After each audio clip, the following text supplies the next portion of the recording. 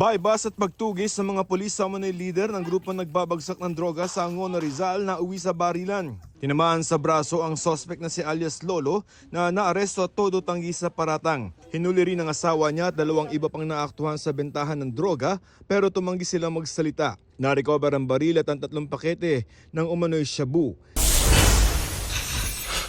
General Manager ng MRT3 nirelieve sa pwesto. Walang binigay na detalye ang DOTR sa dahilan ng pag-alis kay Oscar Bongon. Pero nangyari ito mahigit 1 linggo matapos pumalya ang isang escalator sa MRT Taft Avenue Station kung saan 10 pasahero dumausdos ang sugatan.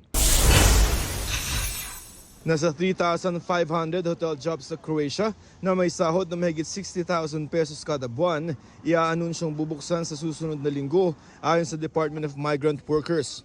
Libo-libong Pinoy caregivers naman ang hinahanap sa Slovenia kung saan pwedeng kumita ng mahigit 90,000 pesos kada buwan.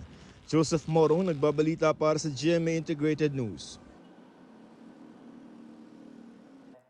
Huwag magpahuli sa mga balitang dapat niyong malaman. Mag-subscribe na sa GMA Integrated News sa YouTube.